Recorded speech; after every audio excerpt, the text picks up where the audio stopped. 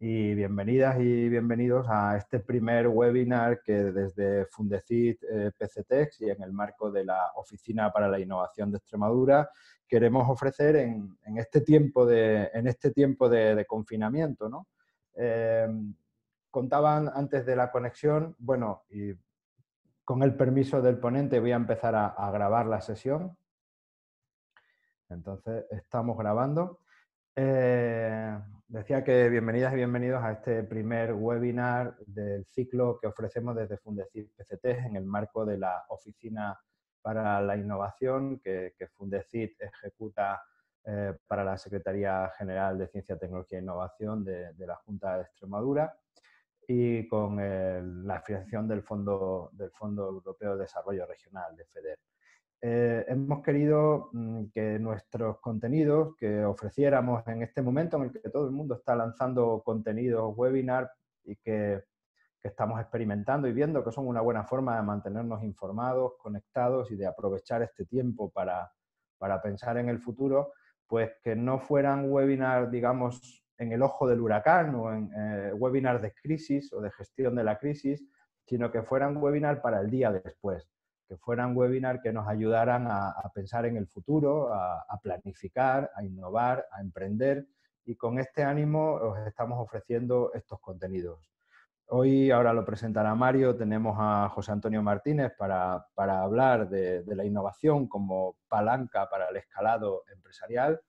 Uno de los temas que más nos preocupan en estos momentos ya no es solo el emprendimiento, y digo no solo porque seguimos trabajando en emprendimiento de base científica y tecnológica, sino escalado. Y esto le preocupa a la Comisión Europea y es uno de los temas primeros que queríamos trabajar. Se habla de que la innovación es fuente de competitividad, pero ¿cómo? ¿Cómo cogemos la palanca de la innovación y lanzamos el peso de la competitividad?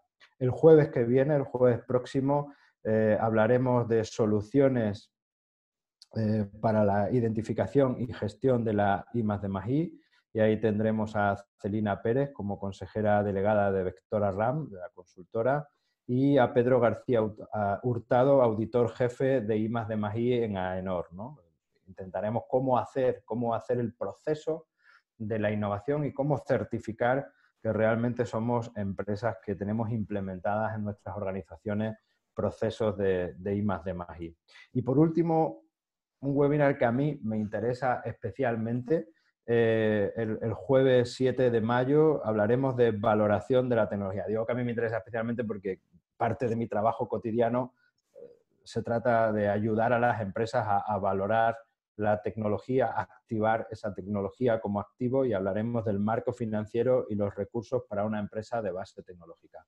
Es un proceso complicado y para ello hemos traído pues, a un experto, ¿no? a Félix Jiménez Naharro, que es profesor de la Universidad de Sevilla y socio fundador de M2M Marketplace. Creo que tenemos un buen catálogo. Y luego también anuncio que de la mano de la Universidad de Extremadura, sabéis que Fundecit PCTEX coopera con la Universidad de Extremadura en el servicio de apoyo a la iniciativa emprendedora, SAPIEM, y en el marco de SAPIEM nos quedó colgada una asignatura transversal que tenemos para los alumnos de habilidades emprendedoras. Es una asignatura muy innovadora porque normalmente los cursos de emprendedores para estudiantes suelen ser como mini MBAs chiquititos, y nosotros hemos querido trabajar en las actitudes del emprendimiento. Y en ese sentido nos quedaban 3 sesiones que se quedaron cuando se suspendieron las clases, y hemos decidido ofrecérselas a los alumnos en formato virtual y aprovechando que las ofrecíamos en formato virtual para los alumnos, pues lo que hemos hecho ha sido abrirlas al público, ¿no? Entonces tendremos 3 sesiones los 3 próximos lunes, en las que hablaremos de Lean. En la primera hablaremos de educación financiera, esto es muy para estudiantes, pero bueno, nunca está de más hacer educación financiera, lo hacemos ahí además de la mano del Banco de España. Y luego el día 4 de mayo, pues yo mismo impartiré una sobre identificación de oportunidades y manejo de herramientas gratuitas que tenéis al alcance para identificar oportunidades de negocio, tendencias y entender qué es el concepto de tendencia y de oportunidad en los mercados. Entonces, bueno, pues esto es todo por mi parte. No quisiera entretenerme más. Quería lanzar el programa, la filosofía, lo próximo que viene. Darle las gracias, por supuesto, a José Antonio y le paso la palabra a Mario para que presente a nuestro ponente de hoy. Buenas tardes. Bueno, buenas tardes a todos y bienvenidos al ciclo de webinar. Como bien ha dicho Paco, nuestro ponente de hoy es José Antonio Martínez, que es ingeniero industrial, director general de la empresa ADES, que es una empresa especializada en el control y optimización de plantas industriales. Es socio del grupo inversor Hasten y experto en comercialización de la innovación, lo que todo esto le permite ser uno de los coaches de la Unión Europea para el programa Horizon 2020. Además, entiendo yo que en tus ratos libres también eres mentor de emprendedores en Madrid más D, en SADE y Business Angel a nivel particular. Bueno, con el fin de que sea la sesión lo más interactiva posible y a la vez lo más fluida posible, unas breves normas de comportamiento, digamos, dentro de la sesión. José Antonio va a exponer el contenido durante los próximos 90 minutos. Durante la exposición suya va a poder hacer consultas del público y os pedimos que aquellos que queráis participar respondiendo a esas consultas con vuestra opinión personal o con vuestra visión, lo hagáis a través del chat y José Antonio, en la medida de lo posible, si hace falta, le ayudaré yo para gestionar todo lo que vaya entrando. Os irá dando su opinión sobre en qué situación os encontráis y daros un poco las claves de lo que haría él en esa situación. Y luego, de cara a las preguntas que queráis lanzar relacionadas con el contenido, os agradeceríamos que a través del botón preguntas y respuestas que podéis ver en la parte inferior de la pantalla, vayáis lanzándolas y las iremos agrupando con el fin de que en los últimos 15-20 minutos de sesión podamos responderlas en orden. Puede que también podamos responder algunas de estas preguntas en directo, pero en principio vamos a acumularlas hasta el final. Como bien ha dicho Paco, la sesión está grabada, por tanto los recursos vamos a tener acceso más allá del día de hoy y por supuesto podéis poner en contacto con nosotros a través de la web de oficinaparainnovación.es. Y por mi parte nada más, cedo la palabra a José Antonio para que inicie su presentación y espero que os resulte de interés. Pues muchas gracias Mario, muchas gracias Paco y muchas gracias en general a Fundecit, PCTEX por haber contado conmigo. Voy a compartir la pantalla.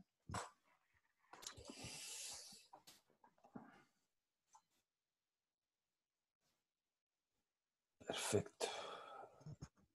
¿Se ve, no, Mario? Solo por confirmar. Sí. Venga. Sí, muy bien. Fantástico. Bueno, pues sin más dilación, entramos un poco en materia. Voy a jugar en función del tiempo y de la interacción o las preguntas que pudieran surgir con algunas de las slides. Puede que algunas de las que tengo me las salte, puedas que en otras dedique más tiempo y bueno, pues intentaré gestionarlo de forma fluida y dinámica para que sea un rato entretenido a pesar de vernos virtualmente. Yo, como decía Mario, soy coach de la Unión Europea, me toca hacer coaching de empresas financiadas por la Unión Europea internacionalmente y para mí esto es el new normal. Entonces, me encanta dar abrazos y tomarme una caña en un bar, pero la pantalla es un nuevo amigo de todos nosotros. Entonces, vamos a empezar. Muy bien.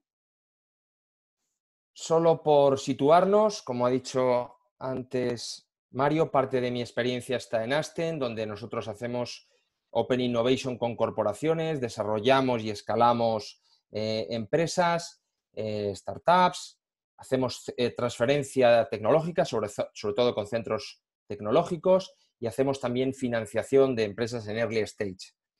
Esto y mi experiencia personal como coach y como mentor y asesor de empresas, pues bueno, espero que me sirva para daros una charla. Y a mí me gustaría empezar, ya para animarnos y darle un poco esto vidilla, que a través del chat pudierais contestar un poco sobre vosotros. en qué área, en cuál de estas 6 áreas os enmarcaríais. Os doy unos segundos para que, por favor, vayáis contestando en el chat.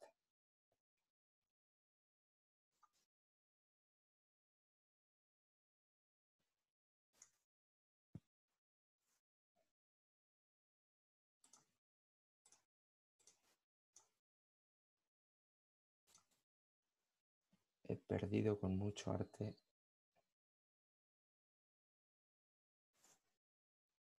Venga.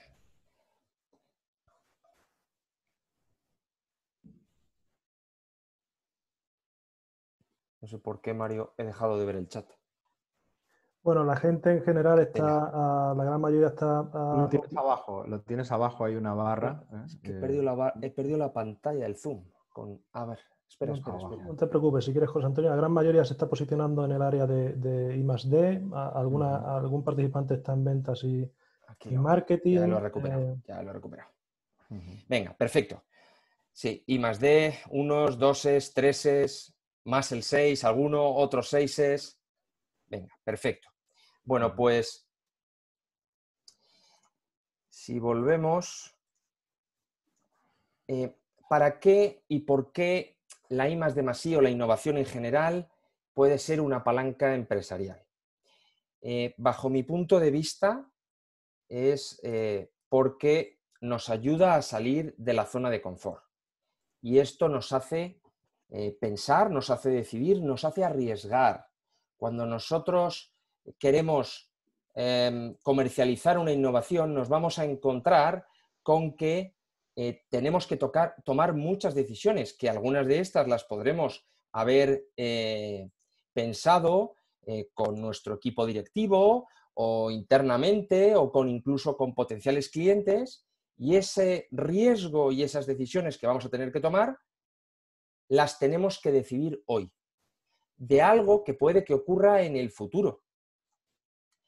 Y en ese sentido, es una palanca que nos va a llevar desde la pura innovación, muy centrada con la ciencia, con la tecnología, a un momento en el que habrá que comercializarla y habrá que conseguir ventas. Podríamos llegar a pensar que la innovación que acaba en un estante y no puede comprarla nadie o nadie puede beneficiarse de esas nuevas prestaciones o de esas facilidades o de la resolución de unos problemas que puede tener el mercado, es una innovación inútil. A veces lo que ocurre es que no acertamos a la primera y hay que innovar 2, 3, n veces para conseguir que una de esas innovaciones llegue al mercado. Pero hay un momento, digamos, de TRL, hay un momento de maduración de esa innovación en la que ya veo que esto va hacia adelante y tengo que empezar a pensar en esa comercialización. Y eso me requiere muchos pasos intermedios. ¿Cuál es el modelo de compañía que yo necesito? ¿Cuál es la estrategia que quiero tener?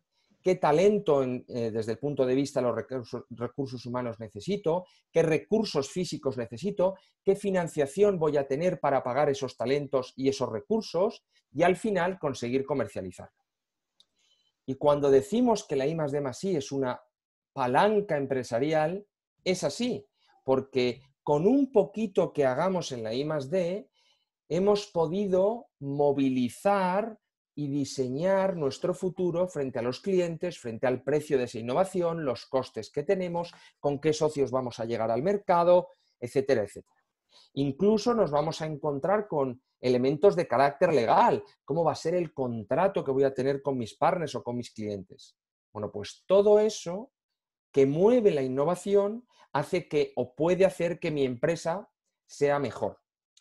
No vamos a descubrir América si decimos que esto es una carrera de obstáculos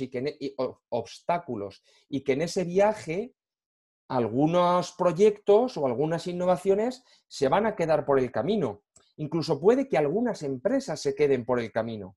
Pero cuanto antes diseñemos y visualicemos todos esos obstáculos que vamos a tener enfrente, pues más fácil será enfrentarnos y saltarlos.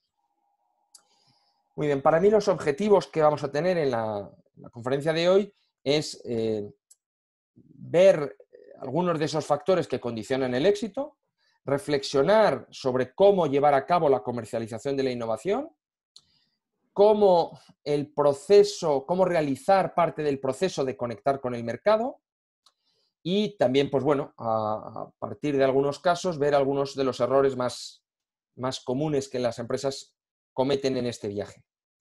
Para verlo vamos a utilizar, por una parte, dos herramientas de la Unión Europea, que llaman el SM Power y el SMI Academy, mi experiencia en campo con algunos clientes y voy a mostraros algunos casos reales. Intentaremos, como decía, hacerlo dinámico, con algunas preguntas y con debate, pero más o menos esto es lo que vamos a tratar.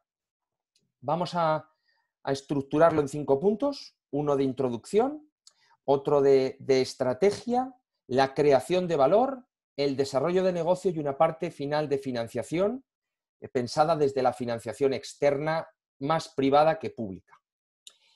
Cada uno de estos 5 capítulos los vamos a separar con el dibujo de este monigote apalancándose o saltando con la pértiga. Vamos a empezar en lo que todavía es un boceto y espero que acabemos en lo que es un dibujo mucho más nítido. Perfecto. Lo primero es qué entendemos por el apalancamiento y el escalado empresarial. Entonces, lo que buscamos y entendemos es alcanzar nuevos mercados, conseguir nuevos clientes y, sobre todo, aumentar los beneficios de la empresa de una manera que no sea proporcional a las ventas, sino que yo consigo crecer más con un esfuerzo menor proporcionalmente. Y en este sentido, tenemos una gráfica tradicional del funcionamiento o del ciclo de vida por el que pasan las empresas o los proyectos, que empieza en lo que es el desarrollo de la tecnología y acaba en un proyecto consolidado, y donde, desde el punto de vista del proyecto, se suele asociar o se suele llamar startup a aquellos momentos en los que estamos en una creación y a ver si mi cursor me deja...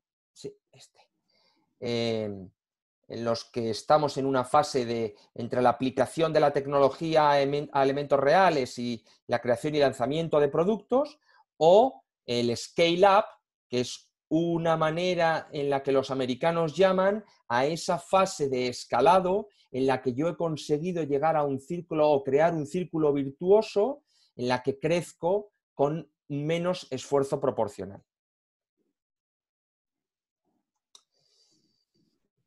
A ver, vamos allá. Perfecto. Y esa etapa de escalado es una etapa en la que nosotros identificaremos que estamos con un modelo de negocio sostenible y escalable. Seremos capaces de repetir ese modelo de negocio sin gran esfuerzo y además tendremos unas tasas de crecimiento anual que serán relevantes. En ese escalado normalmente hablamos de que crecemos a un ritmo de al menos el 20%. Y además la gran dificultad de hacer esto está en mantener el control de la organización. Yo puedo crecer al 100%, yo puedo duplicar mis ventas y mi negocio, pero a lo mejor muero de éxito, a lo mejor mi gente acaba exhausta y se va, a lo mejor mi empresa no tiene el flujo de caja o la financiación suficiente. Entonces, la dificultad no está en crecer, la dificultad está en mantener el control de las operaciones. Perfecto. Entonces, lo que os voy a pedir igualmente a través del chat es que, por favor, con un simple 1-3, 2-4 o similar, podamos ver en qué situación consideráis vosotros que estáis en esta curva del ciclo de vida y dónde desearíais estar en 3 años. Venga, os animo a que os doy unos segundos para contestar.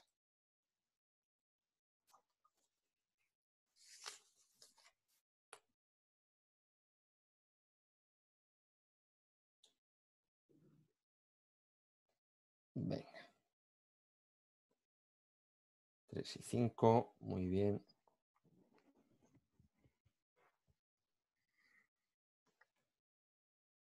2, 3. Perfecto. El del 6, 3 tengo interés por conocerlo.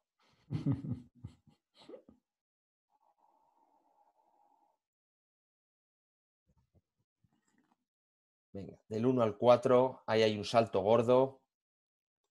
Perfecto. Muy bien. Bueno, en general hay muchos de vosotros que están en unos estadios intermedios, muy cerca de este escalado, y me parece que es un muy buen momento para hacer esta reflexión. Lo es siempre, pero la verdad es que en algún momento os voy a llevar contra la espada, os voy a poner entre la espada y la pared, y os animo a que cuando reflexionéis con vuestros equipos en las organizaciones después de la charla, compartáis algunas de las preguntas que espero os surjan. Muy bien, pues si os parece, seguimos. Este modelo está muy bien, pero es un modelo que está limitado. Está limitado porque tiene solo dos ejes, el del tiempo y el de la cantidad de negocio. Bueno, pues eso está bien. Y en ese sentido, la Unión Europea creó para las empresas que podían escalar un modelo con 6 estados. Y un modelo en el que no es tan importante el tiempo, sino el qué consigues, esos hitos. En primer lugar, separa entre lo que son firmas o empresas preindustrializadas. Esto no quiere decir, industrializada no quiere decir que tengas una fábrica. Quiere decir que a lo mejor tu software está industrializado. Quiere decir que tú has creado una operación que es escalable. Y aquellas otras que sí que están industrializadas o que sí que tienen ya unos procesos mucho más estables. Y después, en cada una de estas, distingue entre proyectos semilla, un estado de proyecto a proyecto, un estado de escalado, un estado de expansión, consolidación y renovación en el 6. Y lo importante aquí son las transiciones. Yo estoy en el estado 1 y quiero pasar al 3, porque se considera que incluso se puede pasar directamente al 3, o voy a pasar al 2, luego voy a pasar al 3.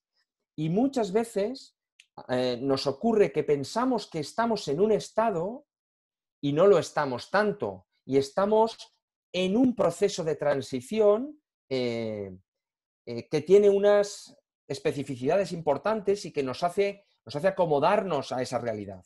Pues voy a pasar brevemente por cada uno de esos 6 estados. El estado semilla, que era el primero, en el que estamos testando, estamos viendo cómo es nuestra tecnología, hago prototipos, productos mínimos viables, pilotos incluso con algún cliente. Y el reto aquí es conseguir esas primeras experiencias de mercado para validar mi innovación. La segunda es, el segundo estado era el proyecto a proyecto. Muchas veces nos encontramos con que estamos adaptando esa innovación y estamos llevando a cabo proyectos a medida. Me gustó mucho cómo definió un colega mío que en este estado de proyecto a proyecto conozco el nombre de todos mis clientes, porque son poquitos y tengo mucha relación con ellos. Y sé que Juan hace esto y Pepe hace esto otro y que yo tengo este proyecto que está a medida. Y bueno, pues tengo cierta dificultad para adquirir esa inercia porque mis recursos son limitados. Y aquí el reto es, bueno, pues que ese equilibrio entre lo que son el vender y el conseguir un proyecto y luego mirar hacia atrás en mi organización y decirle a mi gente técnica, tenemos que entregar este proyecto, pues que realmente no se rompa. Y la gente técnica no diga, hola, lo que me has traído no somos capaces de llevarlo a cabo o no tengo los recursos para llevarlo a cabo. El tercer estado es el del escalado. Entonces, este es un estado en el que se repiten los proyectos con clientes y esta repetición me lleva a estandarizar la oferta y a estandarizar mis operaciones. Yo he conseguido cierta inercia y además la he conseguido porque me he centrado. Yo no ataco a todo lo que... no disparo y a ver qué es lo que ha caído, como podría ser en el proyecto a proyecto, que voy probando muchas cosas, oye, me ha surgido esto, sino que aquí ya me he centrado en unos segmentos. Y además intento productificar mi innovación hacia ese segmento. E incluso me apalanco en algunos de esos clientes estratégicos que a lo mejor son de los primeros o no, pero que me permiten desarrollar mi innovación y madurarla un poco más. El reto aquí tiene que ver con decisiones de, uy, ¿lo fabrico yo o lo subcontrato? ¿Pongo 5 programadores o lo subcontrato? ¿Cómo desarrollo la organización? ¿Cómo elijo a mis proveedores y mis canales para comercializarlo? Y sobre todo tiene también mucho que ver con la gestión financiera de la empresa. Yo no puedo crecer si no tengo los recursos financieros y a veces pues resulta que yo vendo un hardware y tengo que hacer acopio de material y lo compro y lo pago por adelantado y lo tengo que vender y encima lo cobro a 180 días con la administración. Entonces, la gestión financiera es parte de esa operación.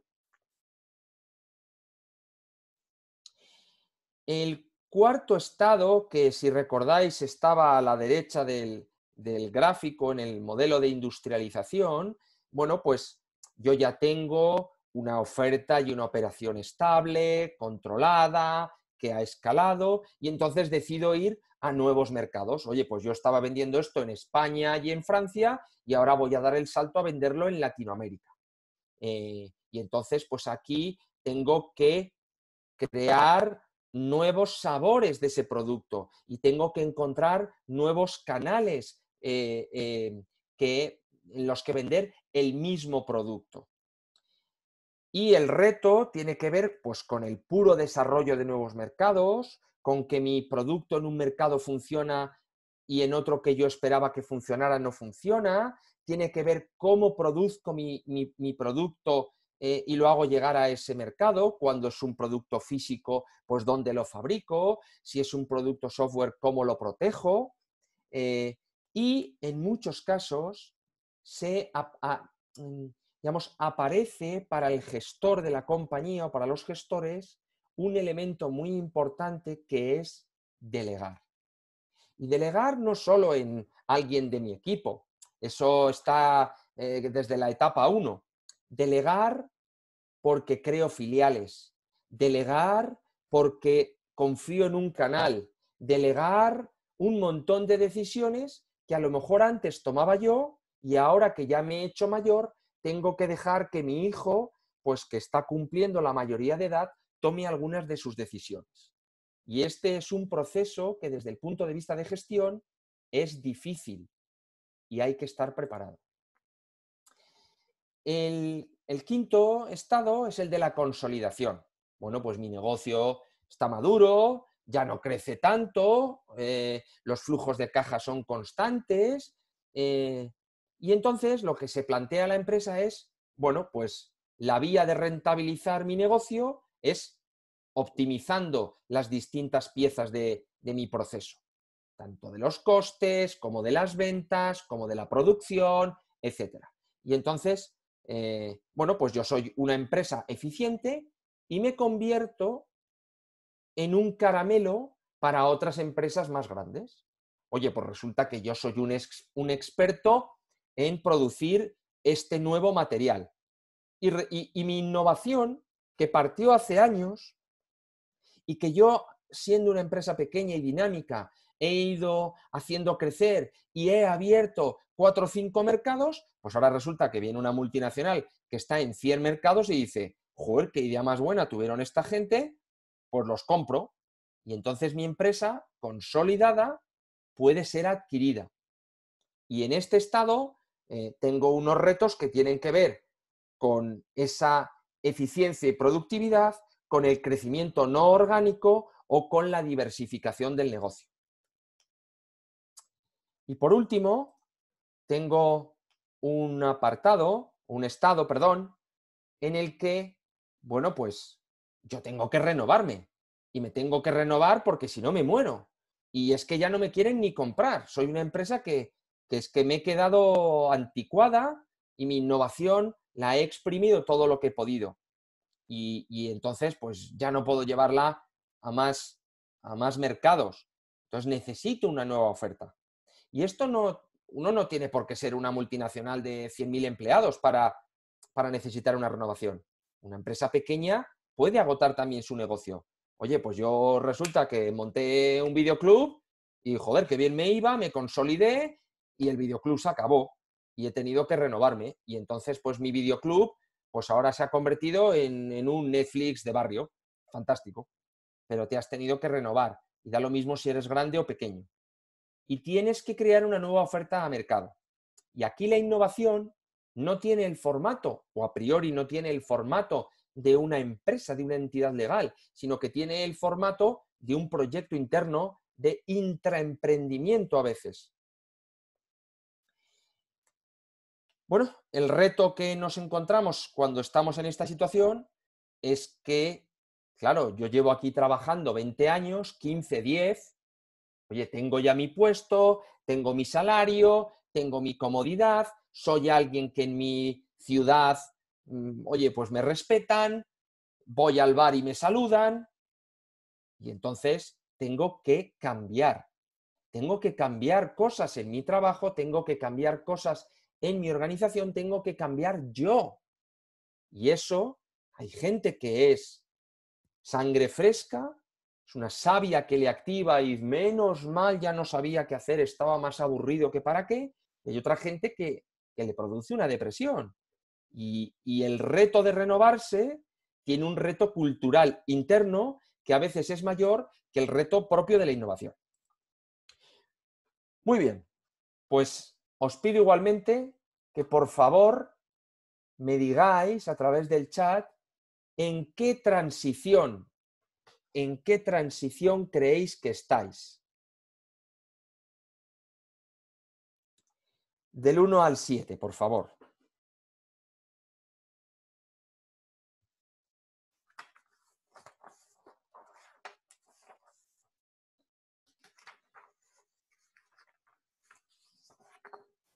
Muchos unos, muy interesante.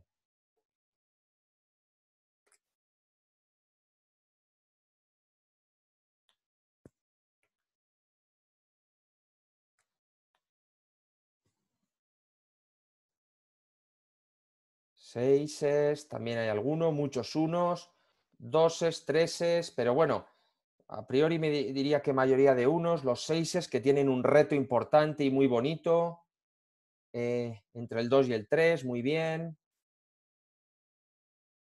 Perfecto. Bueno, pues si os parece, un comentario.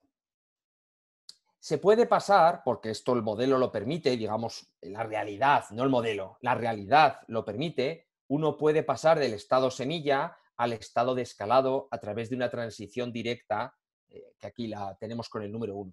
Se puede.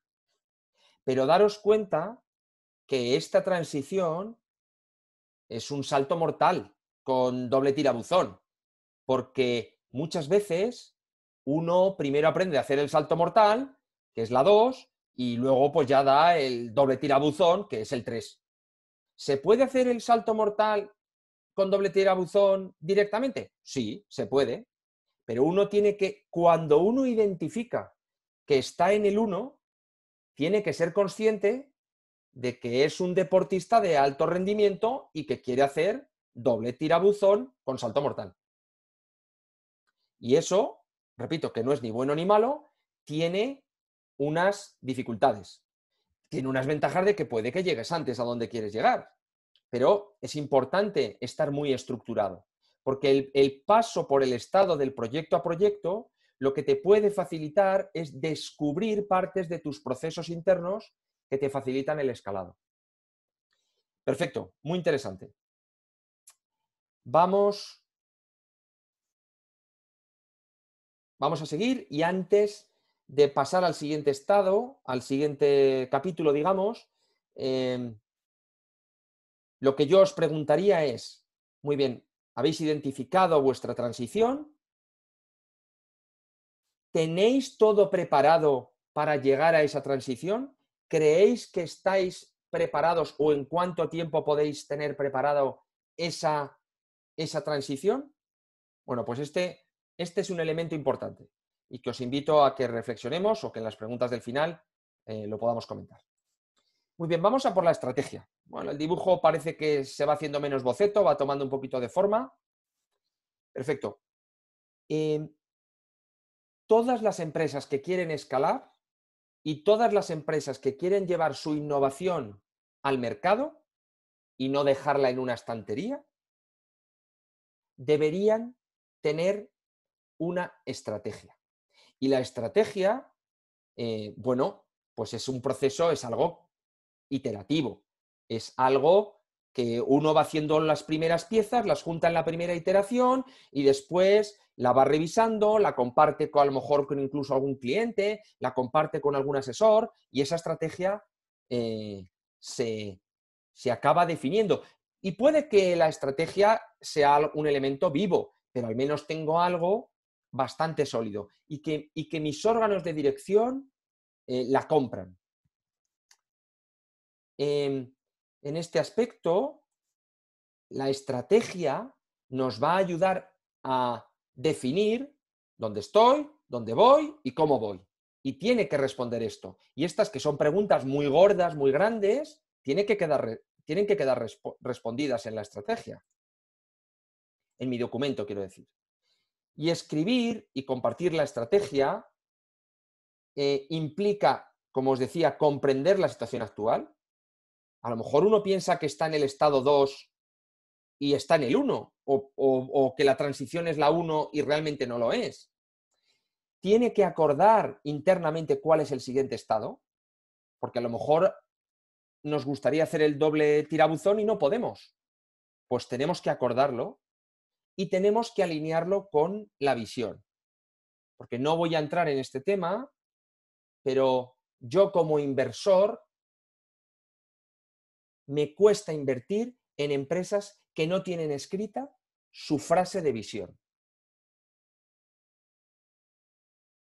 Entonces, os animo a que escribáis vuestra frase de visión si no la tenéis. Y hay una manera muy fácil de saber si la tenéis o no la tenéis. Y es si yo voy a vuestra web, entro y si la tenéis, la tendréis publicada.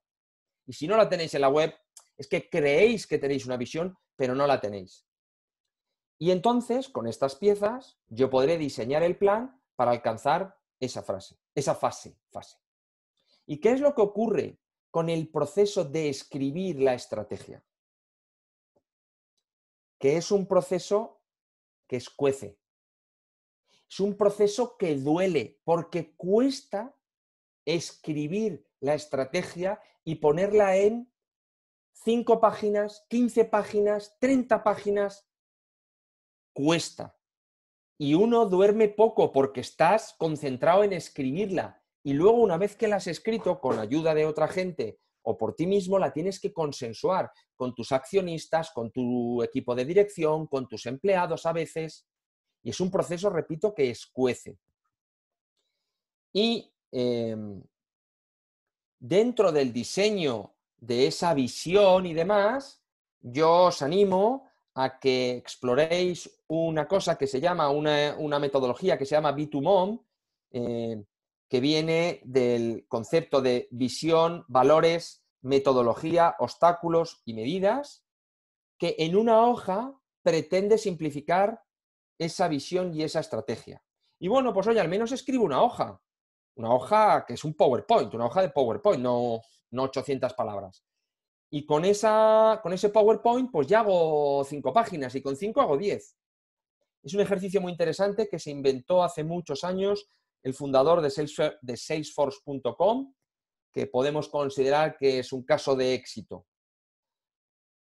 Y por último,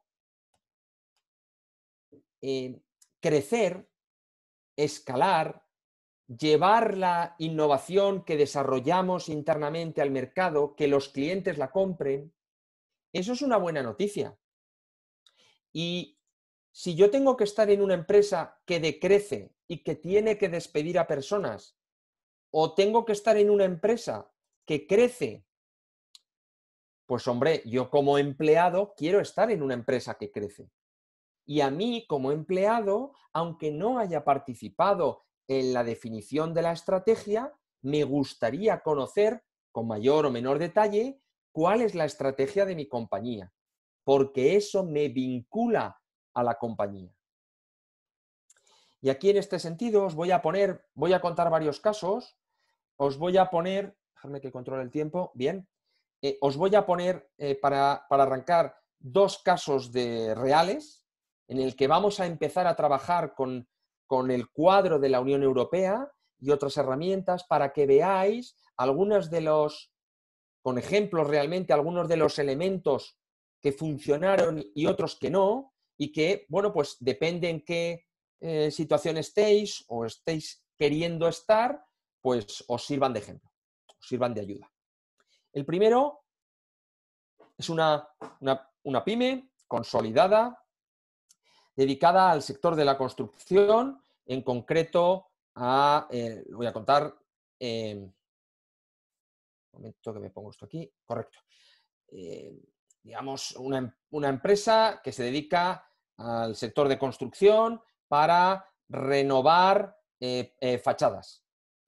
Renovar fachadas de edificios y rehabilitarlas. Esta empresa estaba en el norte de España y, digamos, cerca del mar, salitre, edificios viejos con cemento malo, llevaban ya 12 años en el mercado, empresa de segunda generación y, bueno, pues actuaban en ese entorno regional.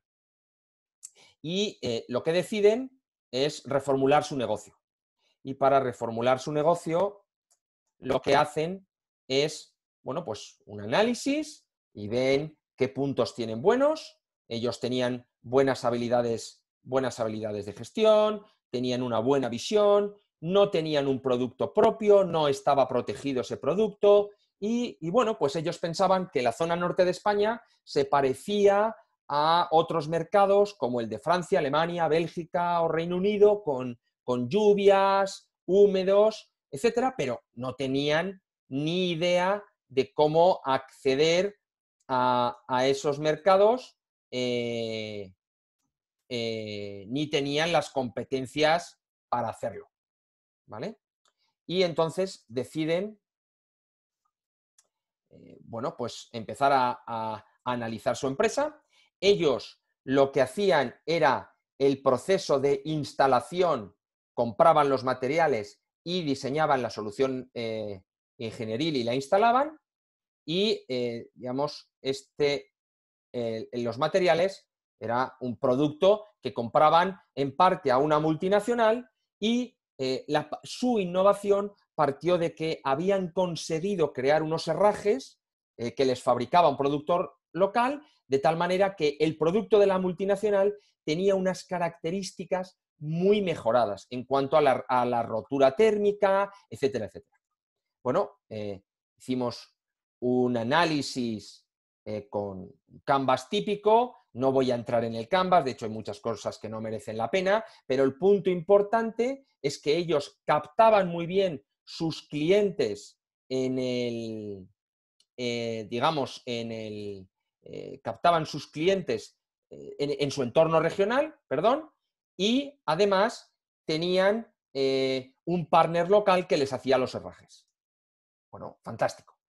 Lo que pasa es que ellos querían migrar de una empresa de servicios a una empresa de productos. Y aquí estamos debatiendo, estoy comentándoos un punto que es importantísimo y es el modelo de compañía. Porque a veces mi innovación lo que me puede permitir es cambiar ese modelo de compañía. Y entonces ellos querían apalancarse en esa innovación para cambiar a ser una empresa de producto y además, digamos, ese producto ya poder venderlo internacionalmente. Porque si fuera un servicio, no conseguían o hubiera sido imposible escalarlo. Entonces, ellos básicamente lo que se plantearon fue un escenario intermedio. Ese escenario intermedio era, bueno, pues vamos, en vez de dar el doble salto, el mortal con doble tirabuzón, pues joder, voy a dar el mortal y voy a ir a expandirme a otras zonas de España. Entonces, voy a aprender a expandirme, voy a aprender a vender fuera de mi entorno de confort, fuera de mi entorno fácil, donde me conocen, etc. E incluso voy a buscar a alguien que me haga de canal. Y además, como el punto crítico de mi innovación se apoya en la fabricación de unas piezas de esos herrajes que me fabrica un taller pequeño, lo que voy a hacer es comprar ese proveedor local e integrarlo dentro de mis activos clave. Y de esa manera yo controlo el proceso, digamos, protejo esa innovación y además empiezo a tener mis primeras experiencias con canal en zonas fuera de mi ámbito de influencia, para finalmente llegar a un entorno, digamos, al modelo final, en el que, bueno, pues mis partners, la multinacional que me provee del producto, es capaz de hacer la ingeniería, se convierte en mi canal, yo certifico a ese canal, a esos vendedores, para que sean capaces de diseñar cómo hacer los herrajes, cómo colocar las placas para que la solución sea muy buena, y además con esos canales empiezo a vender internacionalmente, y especialmente me apalanco en la multinacional, que no vendía en España prácticamente ese producto más que a través de esta empresa, y se da cuenta de que su solución mejora el producto. Perfecto. Entonces, ¿qué consiguió esta empresa? Consiguió pasar de un producto de terceros y un servicio en entorno local a un servicio de terceros que revende o integra mi producto en un entorno internacional. Este modelo es altamente escalable y me he apoyado, me he apalancado en una innovación realmente pequeña en su origen, que eran unos herrajes, pero que se convirtió en una herramienta de diseño de las fachadas que era realmente innovadora. Entonces, ese plan partió, como digamos, hemos comentado, de un servicio y unos puntos intermedios: el desarrollo de la solución, la certificación y homologación de los proveedores, la experimentación del modelo en un área pequeña y más cercana, y finalmente una expansión internacional de mi producto. Perfecto. ¿Qué lecciones aprendimos de este modelo? Pues que internacionalizarse es posible incluso para una pyme regional con un producto muy concreto y muy específico. Perfecto. El segundo caso es otra pyme consolidada en el sector metal mecánico. Entonces, nos encontramos con una empresa con más de 20 años en el mercado, que venía de un management buyout, es decir, que los antiguos directivos compraron la empresa a la antigua propiedad y se hicieron directivos y accionistas, y era una empresa que bueno, hacía ingeniería para el sector naval, renovables, etcétera, con unos procesos de soldadura muy buenos, hasta el punto que, digamos, se convirtieron en líderes mundiales en soldadura en proyectos submarinos. Habían conseguido una técnica realmente innovadora y que la aplicaban para sus proyectos pues de ingeniería. Habían conseguido unos requerimientos, digamos, de temperatura y presión en la calderería que, junto con otras aleaciones más complejas y que no existían, hacía que su proyecto de I+D pues realmente fuera innovador, o su innovación, perdona, fuera realmente disruptiva en el mercado. Y entonces, con esa experiencia, ¿qué decidieron hacer? Joder, pues vamos a hacer un equipo de soldadura. Porque si yo sueldo también, sé combinar estos elementos, pues en vez de hacerlo aquí fabricándome unos prototipos y unas cosas, voy a fabricar este equipo y voy a vender el equipo. Y entonces se plantearon digamos, un proyecto que tenía dos vertientes o dos posibilidades. Una, yo estoy en una empresa en un estado de consolidación y entonces voy a ir hacia un estado de renovación y de diversificación, o digamos, hago un spin-off, saco este proyecto, esta nueva tecnología y la convierto en un piloto y de ahí la escalo comercialmente a través de la transición 1 que veíamos. Y bueno, no hay una opción buena ni mala, simplemente empezaron a evaluarlo y vieron que ese proyecto como empresa les daba una ventaja competitiva, patentaron la tecnología y lo que buscaron fue convertirse, o tenían, digamos, que decidir si se convertían en ese fabricante de la tecnología o en un suministrador de los EPCistas, son las empresas grandes de ingeniería internacional, pues que hacen los proyectos de plantas, de centrales eléctricas, molinos aerogeneradores, etc. ¿Y a qué conclusión llegaron? Pues que su tecnología disruptiva no estaba alineada con la inercia, con la visión de la compañía. Era un elemento totalmente diferente. Ellos, digamos, no sabían fabricar y vender equipos, no sabían explotar la patente y en el fondo eso podía acabar convirtiéndose en una distracción, ¿vale? Para la estrategia principal. Bueno, ellos tenían unas actividades principales, que era toda su parte de ingeniería, tenían unos clientes o un enrutamiento hacia el mercado muy claro, y ese proceso, digamos, no tenía o esa empresa, perdón, no tenía capacidades de venta y de fabricación.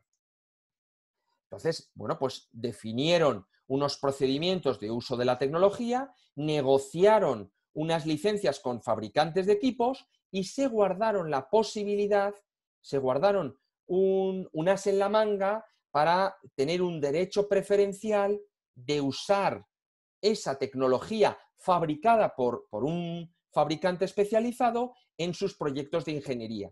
Y así, digamos, no perder el liderazgo que ellos tenían. Entonces, convirtieron en un activo principal ese acuerdo con el fabricante. Y bueno, pues la conclusión y el proceso final de todo este proceso, no sé qué he dicho, me parece que me he repetido, digamos, la fase final de todo este proceso es que ellos licenciaron la tecnología a un socio industrial, consiguieron una ventaja competitiva, consiguieron unos ingresos adicionales al negocio principal de la compañía vía las licencias y realmente se especializaron en su negocio, donde eran muy rentables, en la soldadura bajo el agua, teniendo una herramienta profesional fabricada por un fabricante especializado. Muy bien, ¿cuáles son las lecciones que aprendimos de esta situación? Lo primero, antes de ejecutar, piensa. Todas las estrategias se pueden pivotar. Oye, pues yo creía que iba a lo mejor hacia aquí, pero voy a dar un pasito hacia la derecha. Todos los esfuerzos se pueden rentabilizar. Oye, yo he hecho una innovación, he estado dedicando mucho tiempo y recursos de I+D, de personal, a diseñar un equipo de soldadura con estas características y, joder, pues si ahora no me pongo a fabricarlo, lo voy a tirar. Entonces, yo puedo hacer que ese esfuerzo también se rentabilice. Muy bien. El tercer punto tiene que ver en la estrategia con la creación del valor. Esto ya empieza a tomar color, físicamente el dibujo, ya vemos que nos estamos acercando al mercado. Y aquí hay un punto muy interesante y es que muchas pymes, digamos, tienen solo un administrador único. Otros tienen varios dueños que son a la vez, que forman a la vez la junta de accionistas, el consejo de administración y el comité de dirección. Entonces, los inversores lo que quieren ver es que los órganos de gobierno de la compañía están lo más profesionalizados y separados posibles. Y quieren ver que no estás tú solo mirándote tu ombligo, que escuchas a otros, porque así tu estrategia es más sólida y seguramente tendrás más posibilidades de llevarla al mercado. Y en este concepto es cuando entra el valor de la empresa. Yo, como accionista de una empresa, tengo unas acciones que en el fondo son los papelitos, los billetes del Monopoly. Y hoy la empresa vale 1 millón y mis papelitos son un porcentaje de ese millón. Y a mí lo que me gustaría es que la empresa entre en otros mercados, facture más, sea más rentable y entonces esos papelitos, pues en vez de valer 1 millón, valgan 5. A lo mejor la vendo o entra alguien a participar en esta empresa y hacerla más grande todavía. Entonces, la creación de valor es un proceso que acompaña, que está muy relacionado con el escalado comercial de una innovación. Y como os decía antes, es muy recomendable que una empresa, iba a decir por pequeña que sea, evidentemente si eres uno pues no tiene nada que hacer, pero que las empresas, por pequeñas que sean, empiecen a diferenciar entre consejos de administración y consejos asesores, juntas, comités de dirección, etc. Y habrá personas que estén en varios de esos órganos de gestión. No hay ningún problema, es lo normal, pero no que todos sean los mismos y cuando yo hablo contigo no sé si estoy hablando como accionista o como empleado. Yo colaboro en una empresa y le preguntaba hoy a una persona, ¿me estás hablando como accionista o como director técnico? Y me lo ha tenido que aclarar porque su opinión estaba fuera del foro. Ese foro era de accionistas y estaba dando su opinión como director técnico. Y se ha dado cuenta de, hostia, pues entonces igual es que yo como accionista no estoy haciendo esto, esto y esto. Y eso ha reforzado la estrategia de la compañía. Venga, os voy a poner un tercer caso, permitidme que beba agua. Una startup en unos estadios mucho más iniciales que fabrica, que ha diseñado tecnología de ensayo, equipamiento de ensayo. Entonces, tenía una tecnología que estaba validada en laboratorio, que habían hecho un piloto con una empresa industrial con muy buenos resultados y que, bueno, pues necesitaban una inversión para continuar con su desarrollo y además otra inversión para, digamos, comercializar esa innovación. El mercado de ensayo es un mercado con un potencial muy grande, miles de millones de euros, y su mercado objetivo lo habían cuantificado en 500 millones de euros, que para ser una pyme muy pequeñita, en una zona pequeña, pues bueno, era bastante, para ellos era un mercado infinito. Habían estimado que en un plan a 5 años facturarían 3 millones de euros con un EBITDA de 1 millón.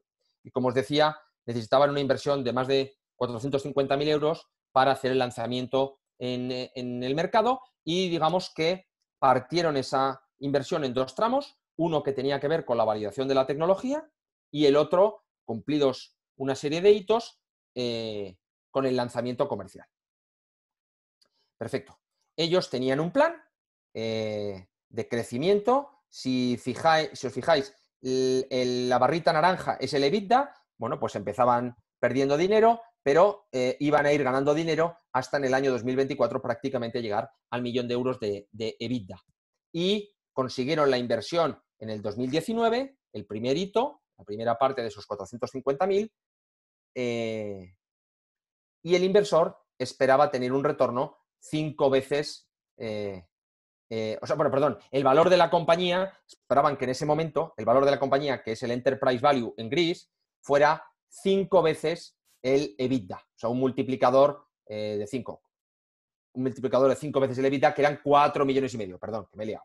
Entonces, pues vosotros podéis ver cómo el crecimiento de los ingresos traía un crecimiento del EBITDA y el crecimiento del EBITDA tiene una repercusión clara en el crecimiento del valor o en la valoración de la empresa en ese momento. Muy bien. Además, ellos se había hecho un muy buen ejercicio y se había visto que en este sector había habido muchísimas empresas de instrumentación que habían sido adquiridas por grandes multinacionales o por otras empresas más grandes, con unos ratios de valoración de más de 12 veces. Entonces, bueno, pues para el inversor era un mercado muy atractivo y que tenía mucho potencial. Entonces, bueno, pues ellos siguieron avanzando, siguieron gastando el dinero. Y llegó un momento en el que tuvieron que decidir si gastaban el dinero en la parte más comercial, en la parte más de lanzarme al mercado con el producto que tengo, o en seguir desarrollando determinadas funcionalidades de mi producto, de mi proyecto. Entonces, los fundadores, en este caso, tenían un fuerte carácter tecnológico y ellos se autoconvencieron de que había que seguir apostando por mejorar el producto aún más,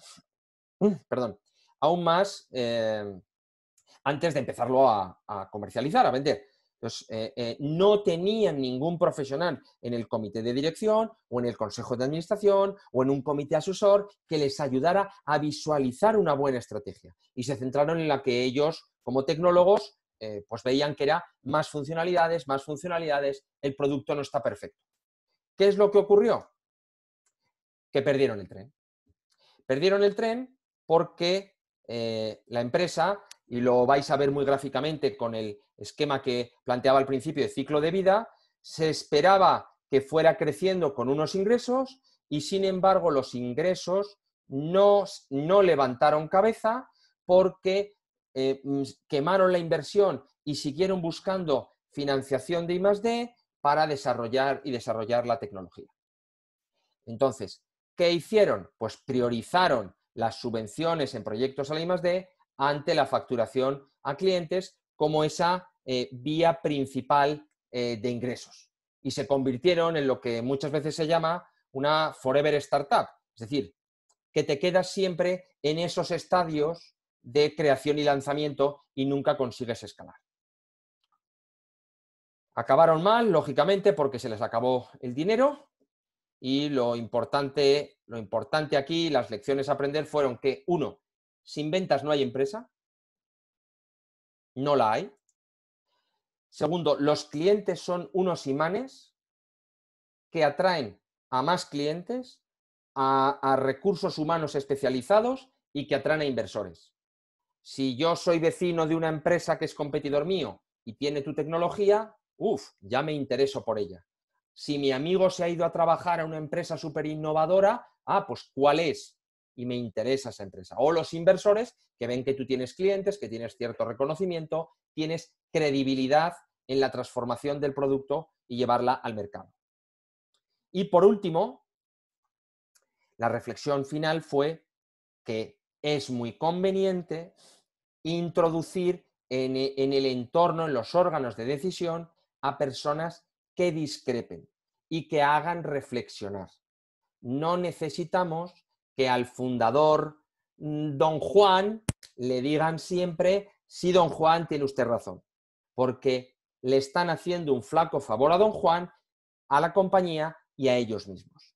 Entonces, como el don Juan, el don Luis, la doña María, que somos dueños de determinadas o fundadores o accionistas principales de nuestra empresa, tenemos que meter a gente que nos haga reflexionar. Bien como empleados, bien como directivos, bien en el consejo, bien como consejeros asesores. Muy bien. Cuarto punto, y vamos ya encarrilando la fase final, es el desarrollo de negocio. Nosotros en el desarrollo de negocio tenemos que capitalizar cuando escalamos las relaciones existentes, tenemos que intentar reforzar esa relación con clientes estratégicos que nos pueden abrir otros segmentos y tenemos que intentar identificar y evaluar el potencial de oportunidades de negocio. Y además tenemos que escalar en casos de uso, en maneras en las que hemos conseguido el éxito. Y yo voy a enunciar 4 puntos, 4 retos dentro de este desarrollo de negocio. Uno que tiene que ver con la convergencia entre la técnica y la venta, otra la protección, muy ligeramente la protección de la propiedad intelectual, la relación con clientes estratégicos y la identificación de segmentos y clientes y usuarios finales. Aquí vais a ver más slides de las que, os voy a enseñar menos slides de las que tengo porque, bueno, me guardo alguna de ellas por si surgiera alguna pregunta. El primer reto tiene que ver con la convergencia entre la venta y la tecnología. Tenemos que entender las necesidades del cliente, tenemos que acostumbrarnos a calcular el return on investment, el retorno de la inversión que tiene mi cliente si compra mi producto. Tenemos que entender cuál es mi posición en la cadena de valor de la venta, si hay barreras y la segmentación. Y esto me gusta a mí definirlo siempre con el sell to, sell through, sell with. Para mí estos son los 3 modelos de venta. Y a veces nos equivocamos ubicándonos en cómo vendemos. Sell to es cuando, bueno, pues yo hago la venta con mi marca y facturo y en mi factura sale mi logo. Y ese es mi cliente tiene un contrato conmigo. Cuando vendo el sell through a través de un partner que integra mi solución, el cliente tiene un contrato con mi partner, no conmigo. Y ese puede mostrar o no mi marca o puede ocultarla. Y yo no tengo una relación directa con ese cliente final. O si hago una venta, digamos, un sell with, una venta con, en el que yo me alío con otra empresa y mi oferta es mejor, pero cada uno factura lo suyo. Se parece bastante al modelo de UTE. Bueno, voy a comentar ligeramente otro caso de éxito de materiales de una empresa, otra startup, de materiales de construcción, que estaba también en un estadio semilla, había encontrado una innovación importante en la valorización de residuos de la fabricación de fibra de vidrio y había conseguido una solución que daba más rendimiento a esa fabricación. Entonces, es un proceso en el que las fábricas están muy localizadas y hay poca logística y el proceso productivo, sin entrar en más detalles, tiene un reciclado. Y lo que habían conseguido ellos era que ese porcentaje de reciclado subiera al 95%. Entonces, decidieron hablar con el líder del mercado y crearon, crearon una relación con el líder que se quedó alucinado con esa tecnología, empezaron a negociar en un proyecto de innovación conjunta. La pyme lo que quería era crear como una mini fábrica dentro de la fábrica de los clientes y, venderle el producto. Eso chocaba frontalmente con algunas de las ideas que existen en el mercado y el líder del mercado que licenciaba su tecnología al resto de fabricantes del mundo, lo que hizo fue ir extendiendo y extendiendo y extendiendo ese proyecto hasta que el proyecto se ahogó, porque no tuvo financiación, no tenía ventas. ¿Por qué lo implementaron mal? Porque hicieron su propuesta solo basándose en la tecnología, no en el retorno o en cómo el cliente podía rentabilizar su innovación. No iteraron con clientes, fueron al más gordo, el más gordo le abrió la puerta y además fueron a hablar con interlocutores de innovación y se quedaron en una fase de piloto. Y además no lo ligaron de ninguna forma ni con ningún hito a la realización de contratos futuros. Por lo tanto, estuvieron persiguiendo el gran contrato, se la jugaron al 7 rojo en la ruleta y no les salió. Claro, la empresa a punto de quebrar, gente yéndose y una innovación verdaderamente buena que no consiguieron llevarla al mercado y los clientes finales y los usuarios no se beneficiaron. Bueno, trabajamos en revisar la estrategia y hicimos un reenfoque basado en las necesidades de esas multinacionales, hicimos un acuerdo abierto que tenía cierta posibilidad a negociación y además abandonamos la interlocución con personas de I+D y nos centramos en el negocio. Bueno, se hizo un trabajo más paso a paso y se llegó a una solución en la que empezó a haber ventas. Conclusiones. A veces como pymes, nuestro negocio está en vender a grandes corporaciones y tenemos que entenderlas. Podemos pivotar el modelo de ventas. Ellos querían hacer un sell-to, querían vender y a lo que tenían que ir fue a un sell-through. a una venta a través de un canal con una especie de licenciamiento. Priorizaron el contacto con el negocio frente al contacto tecnológico y además, pues bueno, se creó un modelo de pruebas que tenía unos hitos a partir de los cuales había unas facturaciones y le dieron mucha más profesionalidad a todo el proceso, lo que generó confianza y trajo clientes. Fue un proceso que, como veis ahí, fue largo, que tuvo muchos ups and downs, perdonar, altibajos, pero que fue fructuoso.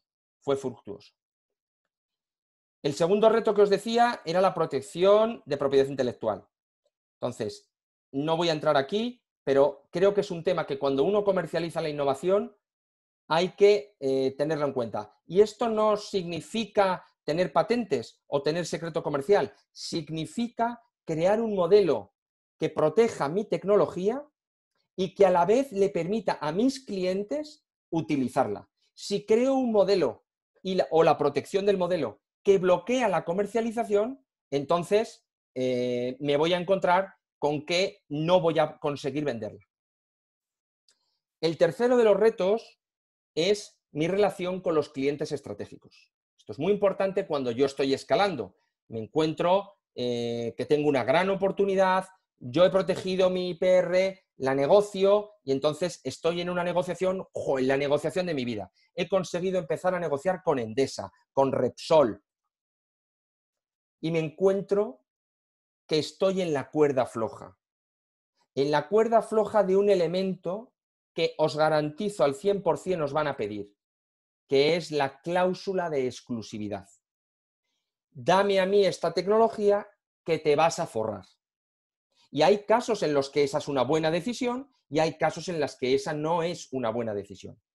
Y yo lo que os advierto es, cuidado con los cantos de sirena.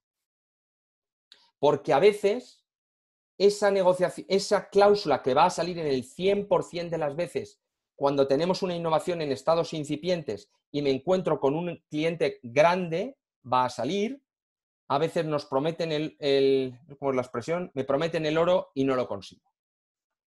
Y el cuarto reto, entender que no tenemos recursos infinitos y que entonces debemos priorizar dónde dedicamos nuestros esfuerzos y dónde son replicables. Y a eso comercialmente se le llama segmentación, a entender que tengo estos límites. No voy a entrar aquí, pero esa segmentación me tiene que llevar a crear unas pequeñas cuentas que me hagan ver si mi negocio es alcanzable, si es creíble y si realmente me compensa. Y muchas veces nos metemos en proyectos de innovación sin haber echado unas cuentas básicas y nos damos cuenta al final que no compensa o que no es comprable. Bueno, esto simplemente quería haceros un comentario sobre cuando uno planifica el futuro y tiene que hacer un caso de negocio, ¿no? Y es que tenemos el deseo y la realidad. Y entonces yo os invito a hacer unas cuentas. Si yo busco clientes y digo que de cada cliente que encuentro cierro una de cada 3 reuniones y de las reuniones que tengo me piden en una de cada 2 que les haga una oferta y además yo gano una de cada 4 ofertas y cierro esos contratos y hay de los contratos que firmo en el año, pues hay un 10% que no los arranco o se tuercen y de los que arranco hay un 5% que no llevo a la entrega.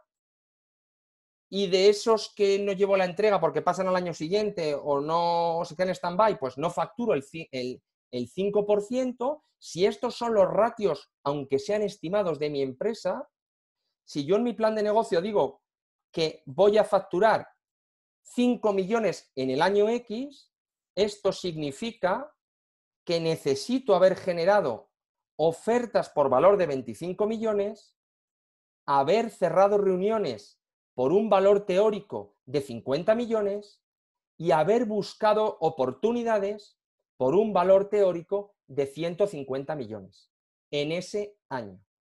Y esto solo tiene 2 soluciones. o meto muchas más oportunidades o mejoro mis ratios.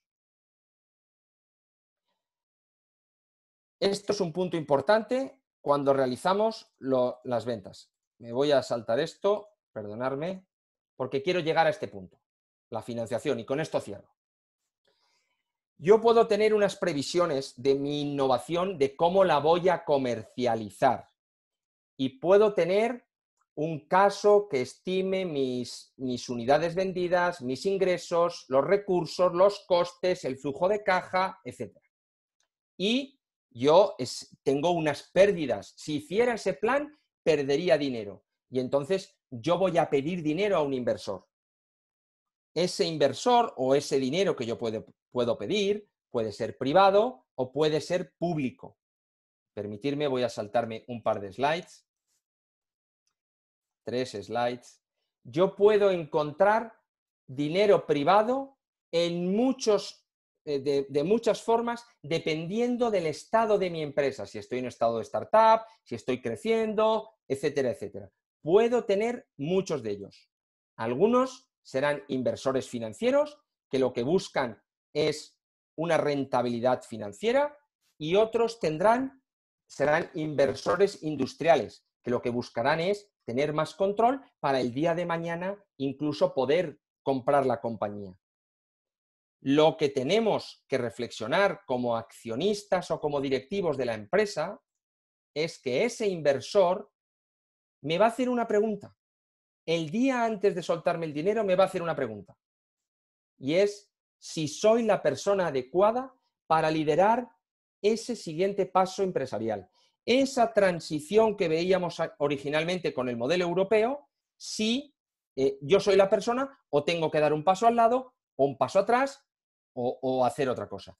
Y en ese sentido, cuando tengo empresas en las que a mí todo el mundo me aplaude y yo, don Juan, doña María, como máximos accionistas de la empresa, todo el mundo me dice sí, sí, sí, a lo mejor no me están ayudando a reflexionar si yo soy el profesional adecuado, no me están ayudando a mejorar como el profesional adecuado para el día que tenga que enfrentarme a conseguir los recursos para financiar la comercialización de la innovación, me encuentre que o no invierten porque yo estoy y no me pienso apear del burro, o no me invierten porque no he conseguido crear los procesos adecuados para escalar y que el inversor me crea. Y finalmente, creo que lo estoy haciendo en la hora prevista. Las conclusiones que yo me atrevería a resumir de estas áreas: una, el acto de innovar tiene que ser deliberado. En el mundo global, incluso con el COVID, escalar el beneficio es una opción muy deseable, la internacionalización, a veces, o la expansión, a veces expandirse, como decíamos en uno de los momentos, es salir a otras áreas de España. Todo esto nos obliga a salir de la zona de confort, y el proceso entre innovar y comercializar requiere preparar toda la empresa. No es solo un proceso tecnológico. Y bueno, a pesar de todo eso, cuando uno consigue que un cliente le compre su innovación, o que un inversor participe en su empresa, o que alguien compre su tecnología o su empresa, que en el fondo es reconocer ese éxito científico o tecnológico del principio de toda esta cadena, realmente es un subidón. Entonces, creo que el final es muy bonito, es difícil, no llegan todos, pero cuando te preparas, maximizas esas posibilidades. Y chimpún, ¿qué dicen en mi pueblo? Creo que lo he hecho en el tiempo de los 75 minutos. Podemos hacer, Mario, un turno de preguntas o de intentar ver el chat. Muy bien, lo primero, un aplauso virtual, supongo que de todo el mundo, porque bueno, los comentarios que surgen por aquí, hay gente que tiene más confianza y tal, y yo mismo, bueno, pues es que hay muchas cosas que aparentemente son de sentido común, pero bien estructuradas, bien planteadas en una visión global nos hacen caer en la cuenta de muchísimas cosas. Y lo segundo es que además, bueno, pues todo esto, yo quiero reforzar esa idea, que todo esto que has contado tiene un componente obviamente de marco teórico, pero que todo lo has vivido. O sea, el hecho de que hayas utilizado casos y que tengas una experiencia profesional en la que se aprende de los errores propios y ajenos, pues da mucha garantía al contenido, y en ese sentido te agradecemos que hayas compartido no solo tu conocimiento, sino también las experiencias, los casos. Me parece muy interesante. Yo siempre digo que tenemos que tender a ponencias de este tipo, quizá muy concretas, muy de escuela de negocio, aunque, y que se pueden hacer píldoras pequeñitas con un componente tremendamente, digamos, profesionalizante, ¿no? Entonces, en ese sentido, gracias, porque desde mi punto de vista, por lo menos, cumple todas las expectativas. Y con esta introducción estaba dejando hueco y de pronto hay aquí como 9 preguntas, ¿no? Aplausos virtuales.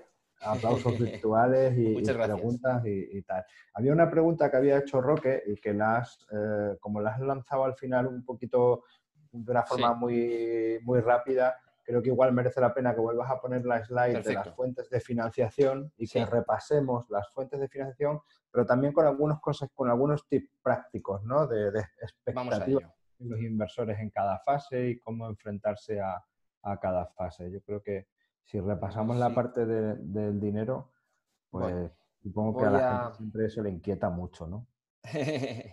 Voy a Mientras yo voy compartir de nuevo repasando. la pantalla, voy a ir a la slide de la financiación.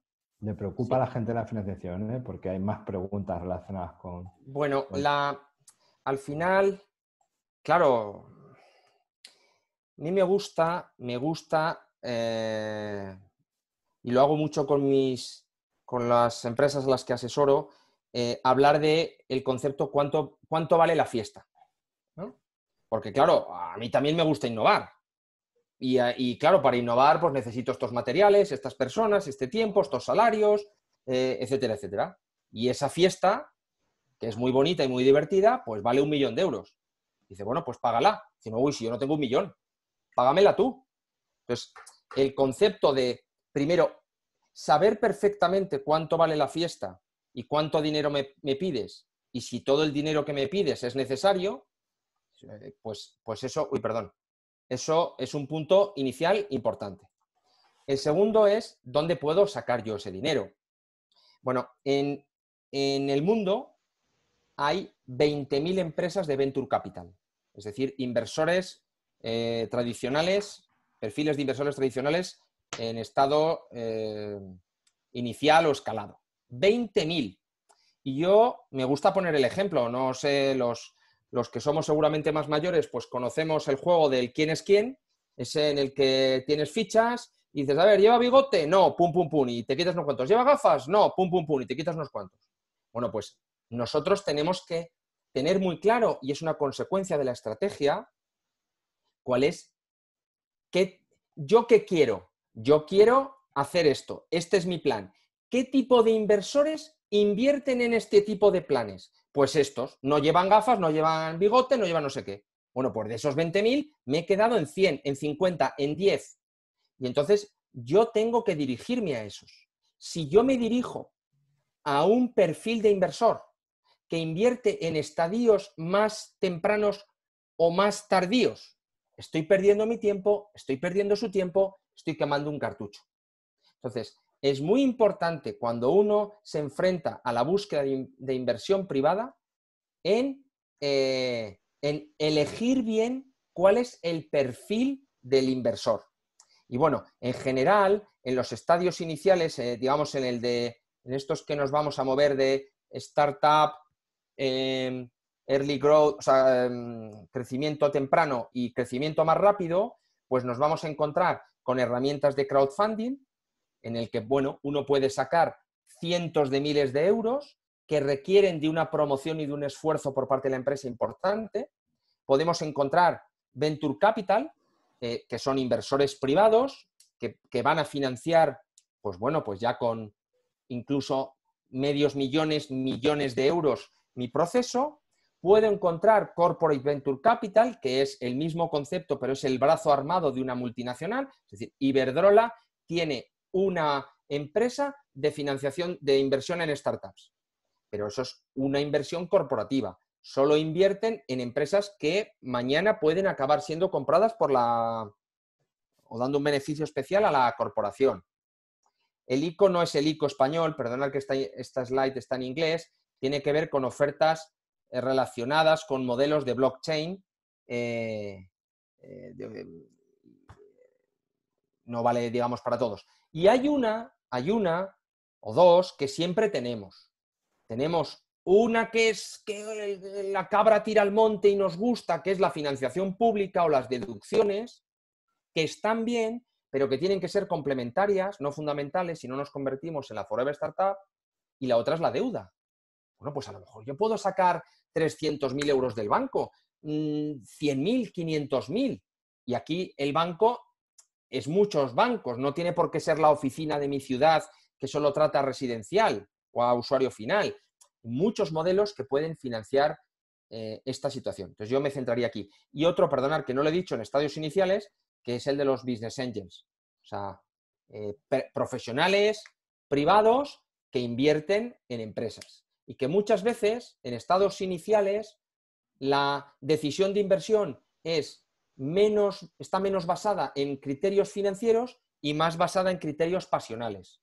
Oye, yo invierto dinero y es que me ha encantado la solución esta que va a curar el cáncer. Y a lo mejor financieramente es una mierda o no es tan buena tecnológicamente, pero pasionalmente puedo invertir porque me involucro en ese proyecto. Muy bien, pues muchas gracias. Más preguntas. Una pregunta muy interesante de Ignacio García Gamero de La Hormiga Verde. Aprovecho para saludarle, que no había saludado antes cuando entraba. Una empresa muy recomendable con una carga social importante dedicada al reciclaje de electrónica, ¿no? Él ve que en un negocio como por ejemplo el suyo sí que se puede innovar, pero se plantea si realmente estos procesos innovadores realmente se pueden hacer en todos los negocios o lamentablemente, bueno, pues hay sectores en los que tienen como que resignarse a que la innovación les viene dada, ¿no? Les viene prestada. Hombre, yo soy originario de Aragón, aunque vivo en Madrid hace 25 años y a mí resignarme, lo de morir con los brazos cruzados, no va en mi genética. Y yo creo que todos los negocios pueden innovar. Algunos a lo mejor innovan en el producto, otros a lo mejor innovan en el proceso, otros a lo mejor innovan en el canal. El que citaba antes Salesforce.com, coño, ya existían herramientas de gestión del pipeline comercial, pero ellos innovaron mucho más que en la herramienta que yo la he usado y antiguamente, vamos, para mí sigue siendo una castaña, pero como innovaron en el canal y en el modelo, realmente con un producto que incluso era peor que otros, un producto software, consiguieron llevarse el mercado. En el caso del reciclaje, yo descubrí hace unos meses con la Unión Europea un proyecto de creación de una plataforma de intermediación para la compra y venta de chatarra. Bueno, era espectacular. Tenía un potencial de crecimiento increíble. Entonces, yo respondería diciendo que me niego a no intentarlo. Otra cosa es que cuando lo vayas a intentar te eches unos cálculos primero. No hagas el pardillo de meterte en una cosa que no tiene rentabilidad. Pero con unos cálculos básicos y pasarle la prueba del algodón, vamos, os invito a debatir sobre ello. La pregunta a la que nos hace Claudia, que también se lo plantea la misma idea, ¿no? Es decir, este concepto que hemos utilizado con el modelo de la Unión Europea de empresas preindustrializadas, empresas industrializadas, bueno, a alguna gente le genera la duda, como a Claudia, acerca de si solo hablamos de empresas industriales. Yo creo, y confírmamelo, que cuando hablamos de industrializadas quiere decir que ya está estandarizado, digamos, el proceso, pero que pueden ser empresas de servicio. Es decir, que los modelos que has contado son independientes de que alguien fabrique cacharreo, por decirlo de alguna manera, o productos que son genéricos, ¿no? tú puedes, totalmente, tú puedes tener una empresa de software y tienes... Ayer participaba era jurado en un evento de pitch de pymes para resolver el COVID. Había algunas empresas que estaban creando unas soluciones vía software que las habían creado, lógicamente, hace menos de un mes que apareció el COVID. Era un concurso internacional. Bueno, estas están en este estado, en el estado semilla total. Y, sin embargo, había otras que tenían unas soluciones que, bueno, estaban más maduras y ya tenían clientes, escalado, etcétera. Y estaban en una fase, digamos, como en este punto 4, pasando a escalar. Esto no tiene que ver, y este modelo es válido, tanto para empresas que fabrican como las que no fabrican elementos físicos, como las que no lo son físicos, imaginemos software o diseño. Yo trabajo con empresas que lo que venden es su propiedad intelectual. Os pongo un ejemplo. Empresa que diseña lentes para incorporar en gafas de realidad virtual. Ellos no fabrican la gafa, es imposible, necesitas una economía de escala, y sin embargo lo que hacen es, su invención está en llevar la innovación a este nivel. Y una vez que ya la tienen desarrollada y pilotada en un entorno muy concreto, licencian la innovación. ¿Qué venden? Un papelito con la licencia, con ese mapa, con ese proceso. Entonces, este mapa vale para todas y el concepto industrial no tiene que ver con fábrica física.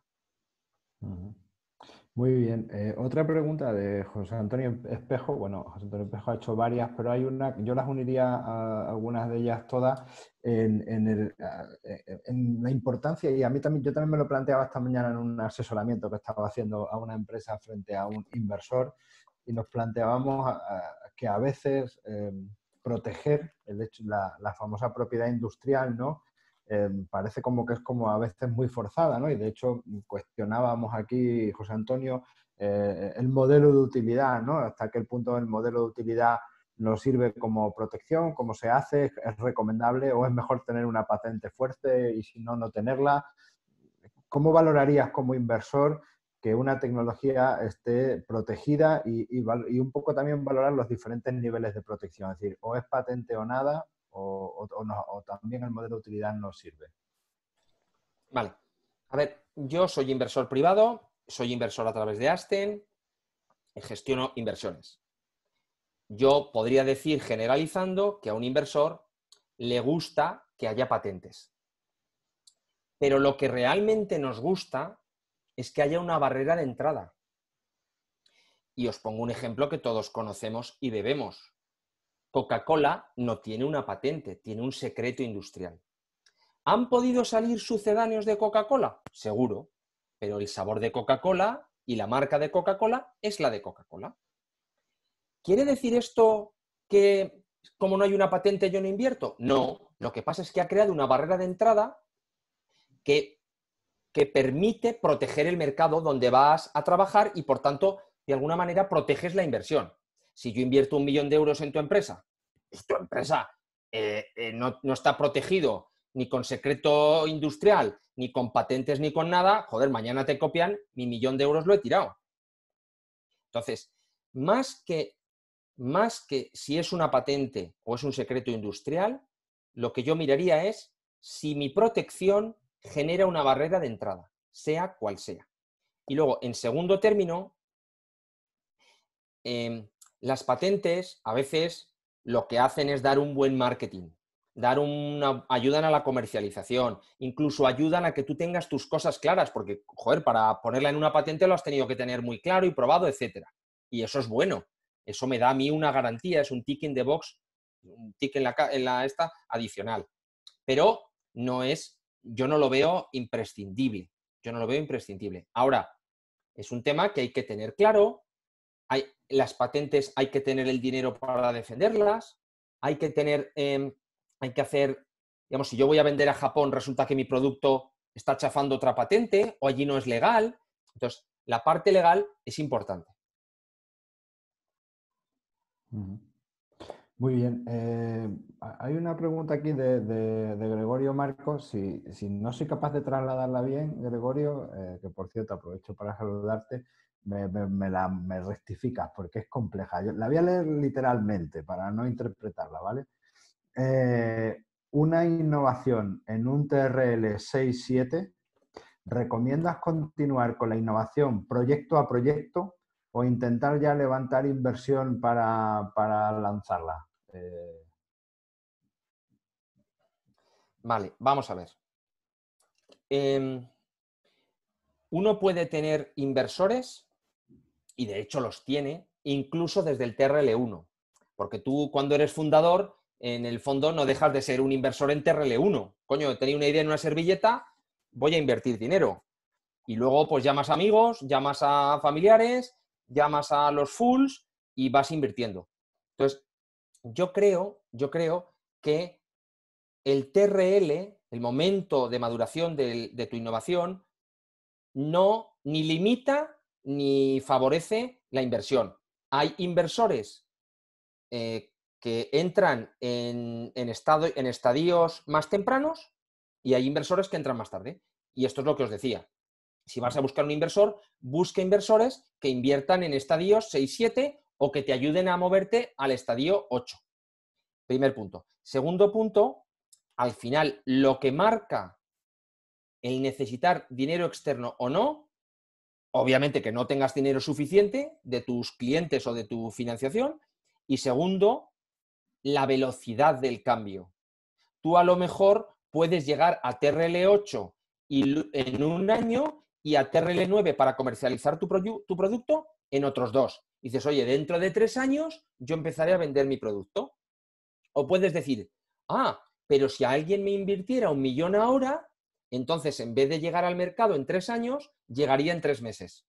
Y eso además me permite abordar o digamos, aprovechar, perdón, una ventana de oportunidad. Porque, yo qué sé, pues tengo el COVID. Dice, no, dentro de un año ya lo resuelvo. Joder, por dentro de un año igual ya lo han resuelto otros. O una nueva regulación que puede venir. Entonces, yo repito un poco, resumo mi respuesta. El TRL no es decisivo en la búsqueda de inversor. Creo que en cualquier momento se puede buscar un inversor externo. Depende de otros factores y de si tienes preparada la compañía, de cómo de rápido quieres crecer. Me parece que de alguna manera respondemos también a la pregunta de María José Sánchez Navarro, que preguntaba eso, ¿cuál es el momento, ¿no? ¿Cuál es el momento idóneo en función de expectativas de valor que tienen las compañías?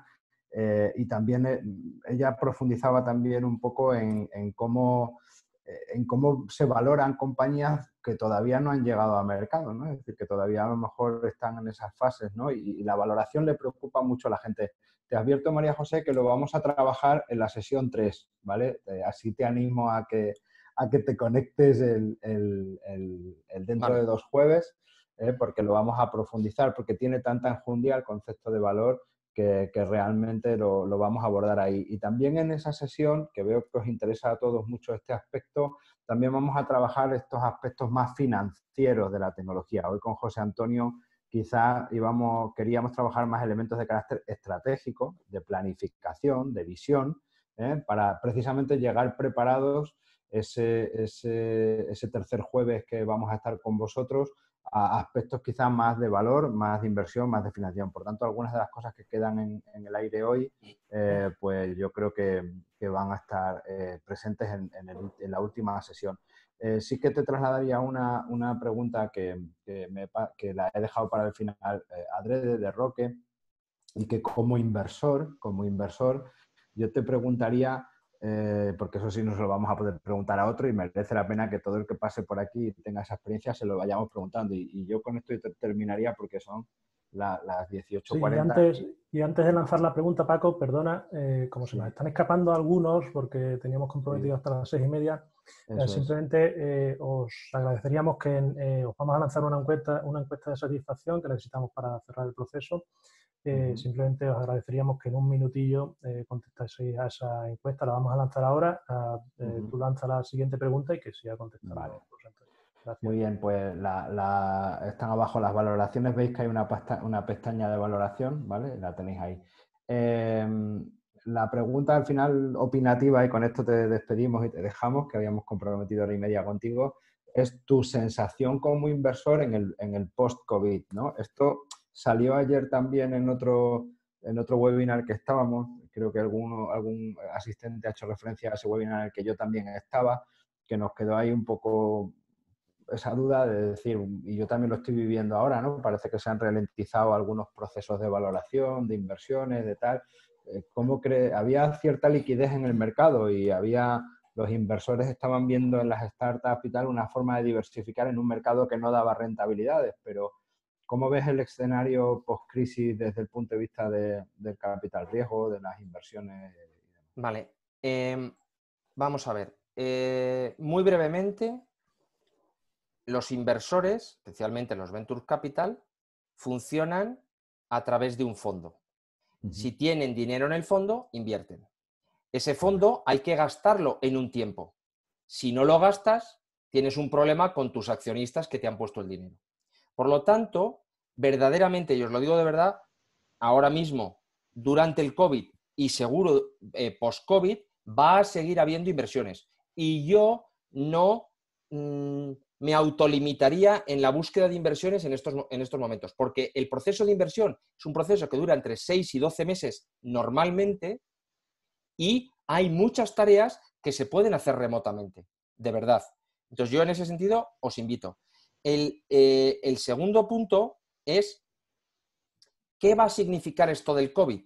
Lo del COVID significa que en el 2020 hay muchas empresas que su expectativa de negocio va a ser menor, porque se retrasan facturas, se cancelan proyectos, por lo que sea. Y esto puede incluso extenderse al 2021. Y entonces, ¿qué significa como inversor? Significa que tu caso de negocio a lo mejor es menos creíble y tienes que modificarlo.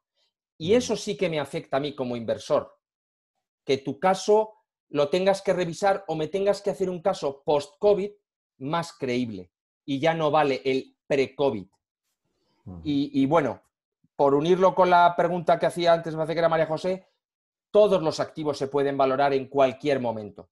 Hay unas técnicas de valoración u otras, pero al final el establecer un valor a veces es más objetivo, a veces es más subjetivo, pero siempre se puede.